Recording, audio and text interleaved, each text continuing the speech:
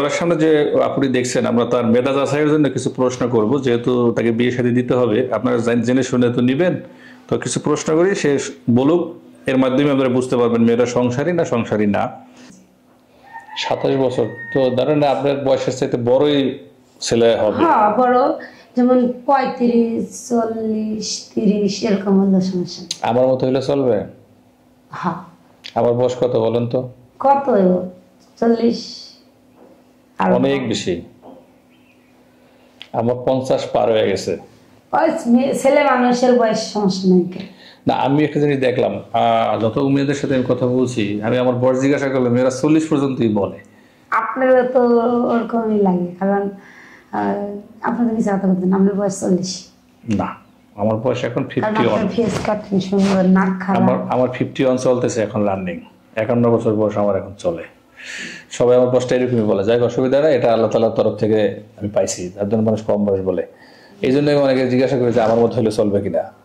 আমার মতো হলে চলে একটা আইডিয়া পাওয়া যায় আর কি। যাই হোক, অসুবিধা নেই, গল্প করি, গল্পের জন্য দর্শক। আসলে আমরা বোঝার চেষ্টা করতেছি আপুটি কেমন, হাসি খুশি না অহংকারী না দেমাগি, কথার মাধ্যমে ফুটে তোলার চেষ্টা করতেছি।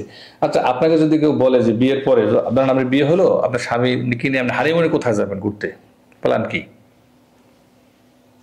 আমি এটা অনেকটা ইচ্ছা ছিল যে, মানে এখনো আমার ইচ্ছা যে আমার একটা বিয়ে হলে হয়তো কক্সবাজার যাবো।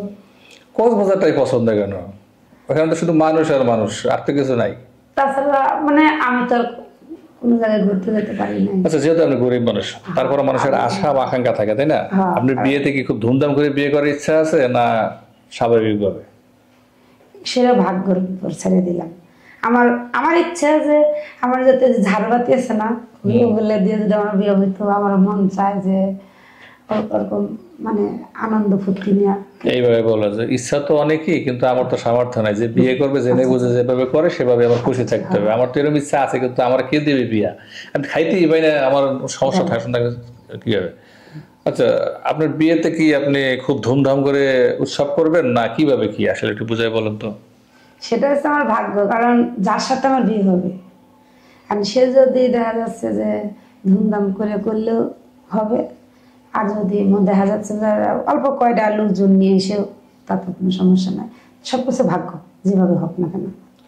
বিয়ের পরে জানলেন যে আপনার স্বামী একটু নেশা করে, কি করবেন? তাকে ছেড়ে পালাবেন না তার সাথে থেকে যাবেন? না না, পালাবো কেন? কারণ বিয়ে তো হয়েছি, সে তো আমার স্বামী, তাই না? কারণ দেখা যাচ্ছে যে তাকে আমি বুঝাবো যে দেখো, এগুলো তো খাওয়া ভালো না, নেশা মেশা খাইলে মানুষের জীবন নষ্ট হয়ে যাবে, এরকম বুঝাবে।